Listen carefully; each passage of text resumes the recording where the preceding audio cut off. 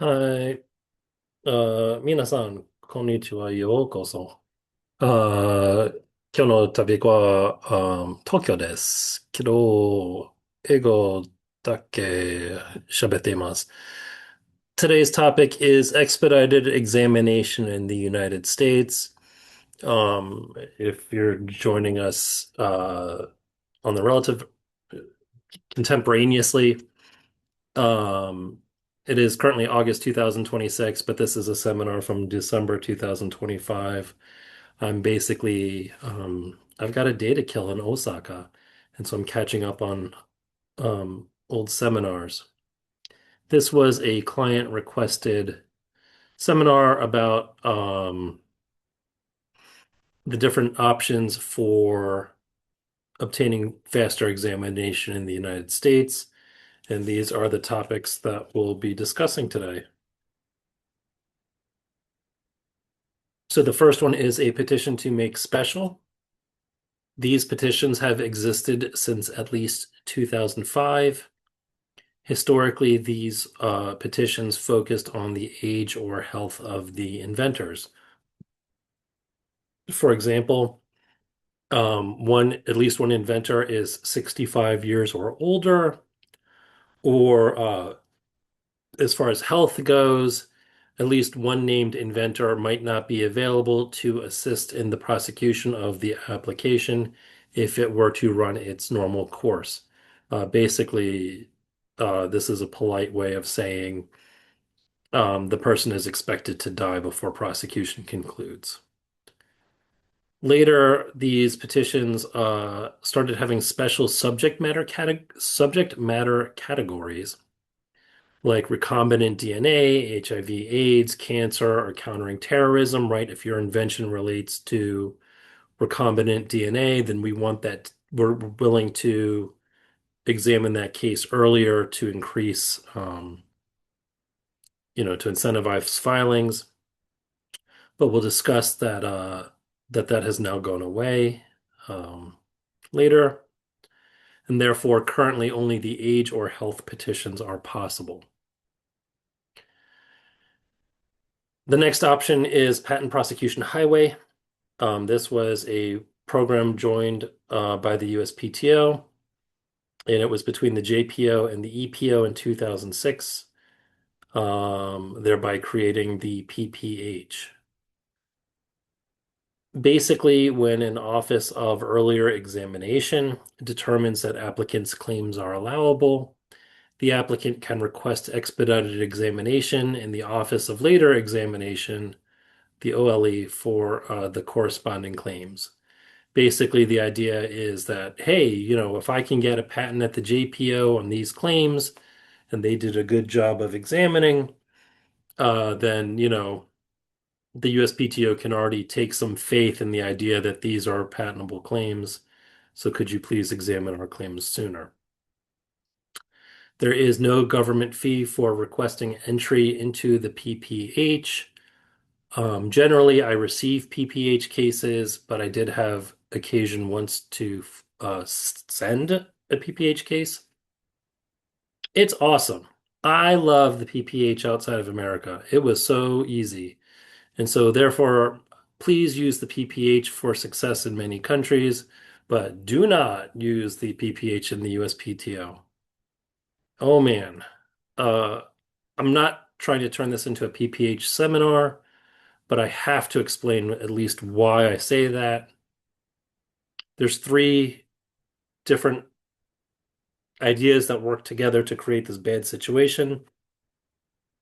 The first one is that the USPTO applies a different claim interpretation standard than every other country in the world.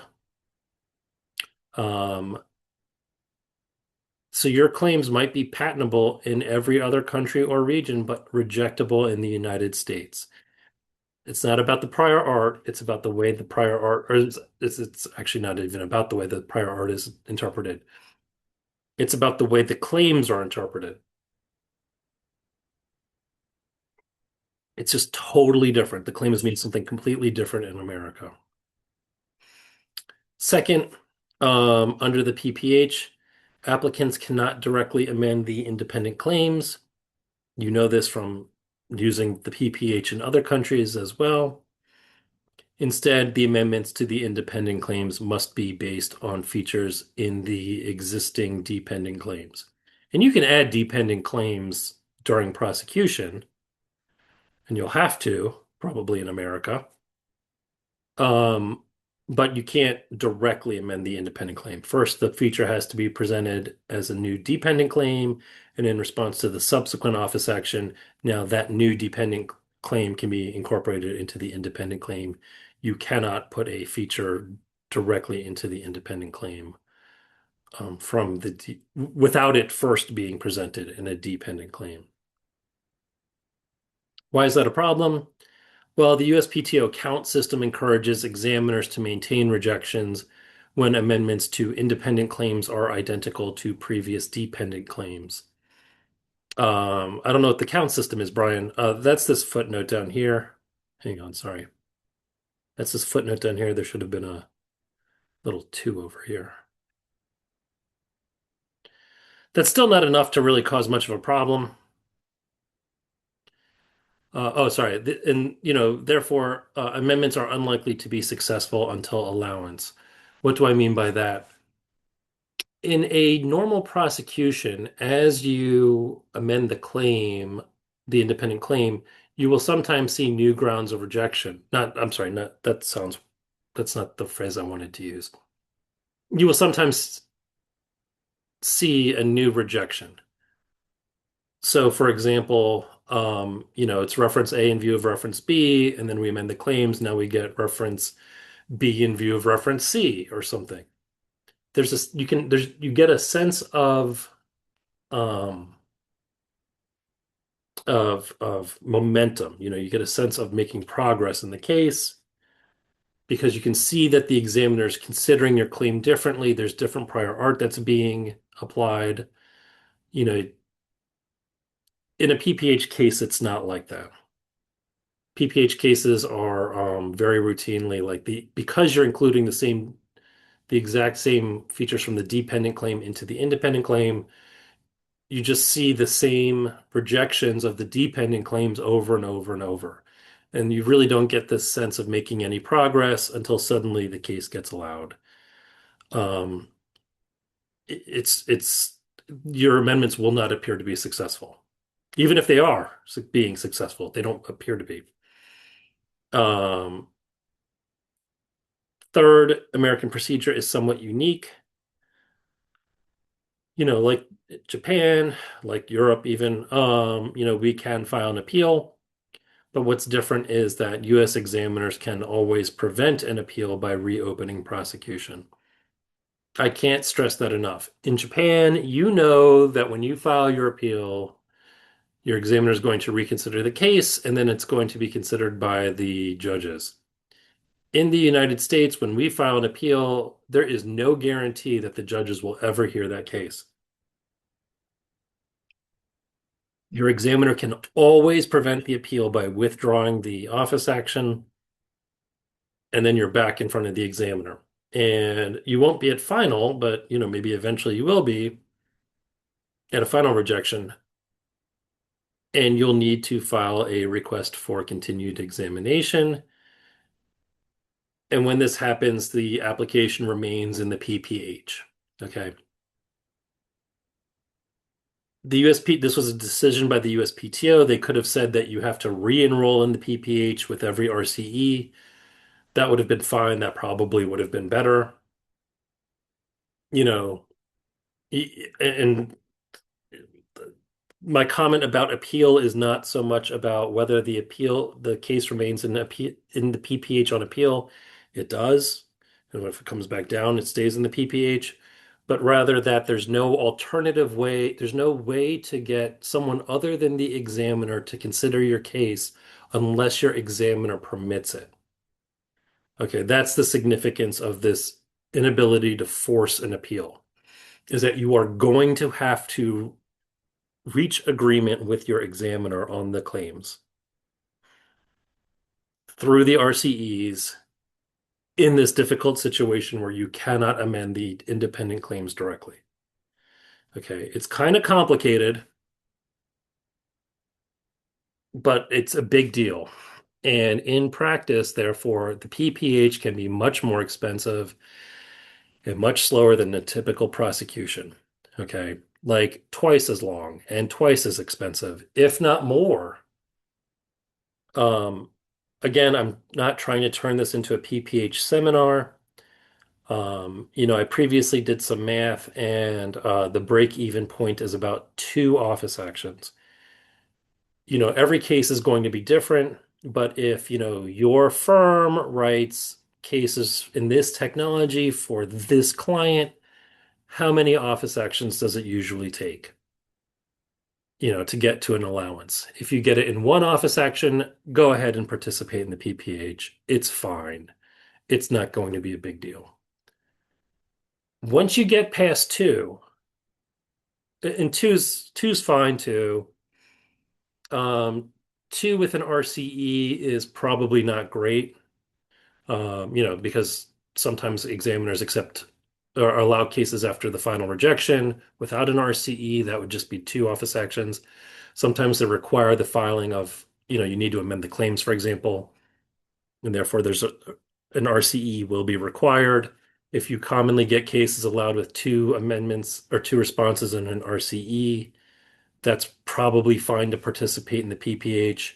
Once you get to that three office action mark, though, like, do not participate. Like, I can't stress it enough. If you're the type of applicant that talks about things like the second RCE, do not participate in the PPH, please.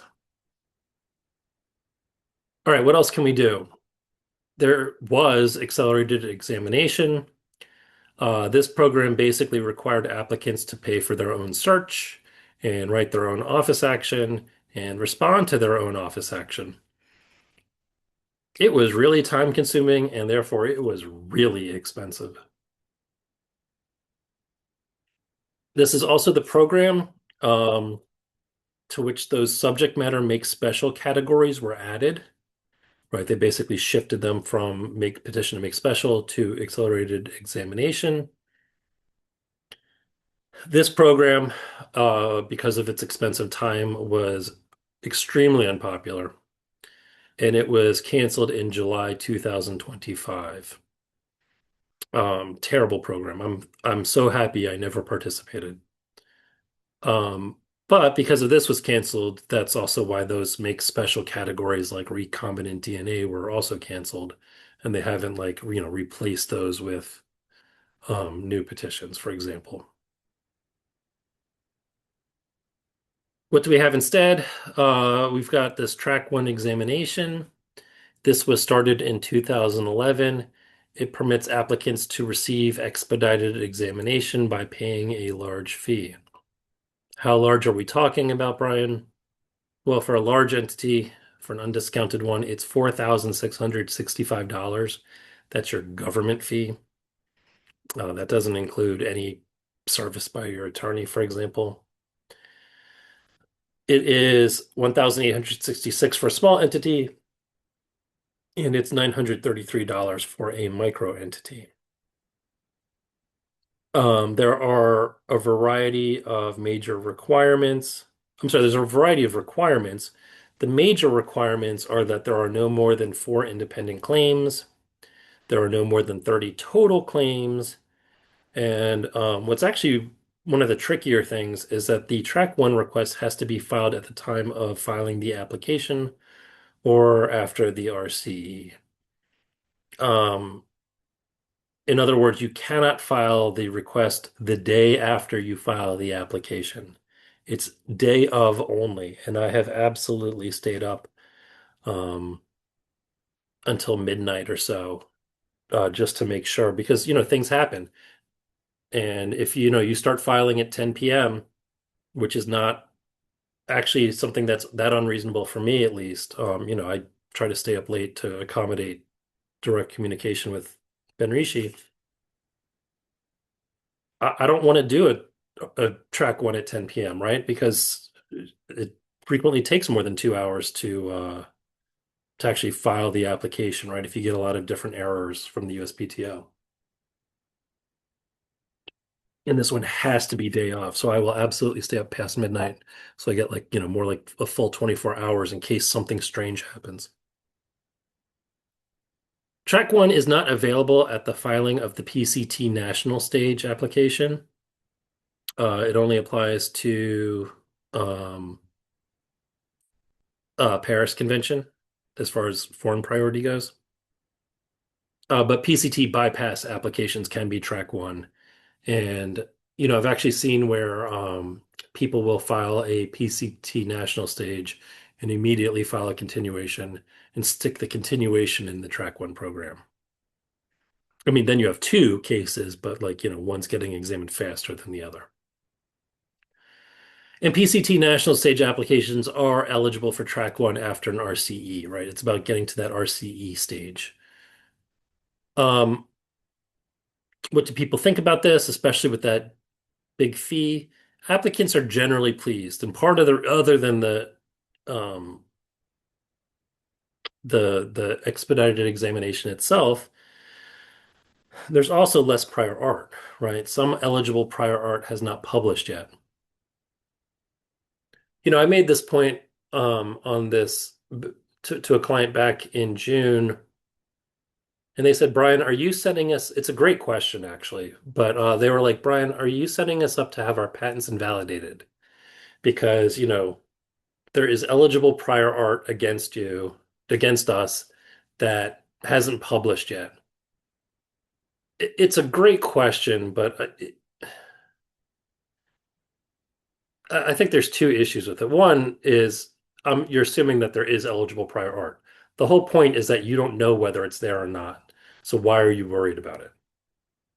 The second thing is, even if your competitor called you up and said, you know what, I've got I've got some great news. We just filed on this idea today. And you're like, oh man, I was going to file on this idea tomorrow. You would still file, right? You wouldn't say, oh, you know what, we're not going to file now. I'm too worried. You're going to say, I don't care. We've invested all this time. We've invested all this money. We don't know how the examiner is going to apply the art. Let's just file anyway. So it really is beside the point whether or not, it could be invalidating because it wouldn't change anything. You'd still do it. And so my point, you'd still file the application in any sort of examination. And so you shouldn't be worried about using track one because you might, you know, be more likely to fall into that trap. Like track one's awesome. Like you'll worry about the potential invalidating prior art if it ever turns out that it's filed, if you ever enforce it. And like if you're, drafting your claims well, like, you probably don't have to worry about it much because it's probably not an anticipatory reference that your competitor filed. It's probably something that could be used partially in an obviousness rejection at best. I mean, that's the other thing too. You don't even know that your competitor's filing anything. Sorry, I'm obviously a little on tilt from that question. It was a great question. The point is you should do track one. Street Marine Claim Set Pilot. This is a new program as of October 27th, 2025. Again, there's a variety of requirements. These are the big ones. It's only one independent claim, but up to nine dependent claims. So you can only have up to 10 total claims. Participation is limited to 4 times for each inventor. So if you are a major corporation, so let me give you a comparison point. Micro entity status is good for like 5 applications. This is not like that. Okay, this is limited, like the micro entity might be like the employer company. Like they can only do it 5 times. This isn't like that. This is based on the inventors, not based on the companies. And so, you could have a company that uses it 20 times if they have enough inventors. The only point that I'm making is that there's going to be a preference to using this for smaller inventive entities so that you don't, get pushed out of the program by reason of repeat inventors. This program cannot be used for continuations or PCT applications. There is a $150 governmental fee. It can be filed at any time until the examiner is assigned. And it is good for Japanese applicants who are claiming foreign priority under the Paris Convention. I don't know why people don't use this more. So many cases I get from Japan um, come in with one independent claim and fewer than nine dependent claims. I don't know. Please use it, is what I'm saying. Like, I really think people should be using this. I don't understand why they're not. Here's what we discussed today. So again, petition to make special, that's based on the age or health of inventor. PPH, please do not use this program in the United States.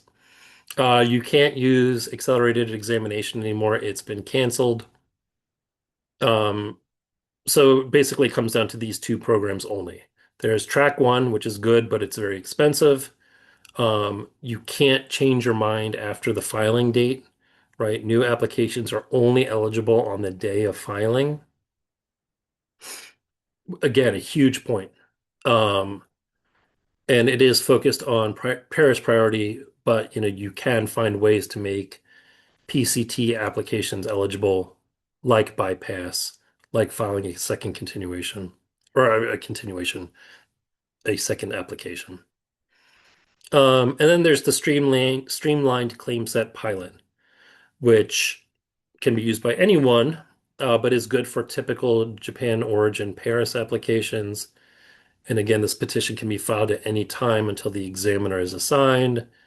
So there's really not a whole lot of opportunity. There's the point of this slide is basically just to summarize and to say that, like, look, like you can't control the age or health of your inventors. So it's a special case that you can't do anything with. These two you don't want to use. Uh, you can't use accelerated examination. You don't want to use PPH probably.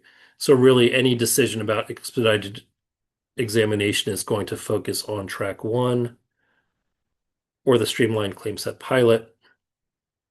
But there's going to be a lot of, different requirements and, which one can we fit in and do we want to pay that fee for the track one? Because track one sounds awesome until you look at that fee, and for a lot of applicants, that's a non-starter. Um, One more thing, while I'm thinking about it, American clients seem a lot happier with track one, than I would have expected. Um, Japanese applicants are a little bit put off by the price. A lot of applicants are put off by the price. There's nothing special about Japan in that um, context. But American clients seem a little bit more willing to spend for that for some reason, like surprisingly so. And I don't know the size of the budgets in house, but they seem to think it's worth it more, and they seem really pleased with it when they get them. I think it. I can't imagine it's budget based. I think it's just more of the value that they feel like they're getting a greater value from it than non-American applicants. It's really kind of an interesting cultural thing. Anyway, that concludes it. If you have any questions or concerns, please feel free to email me. Thank you very much for your time.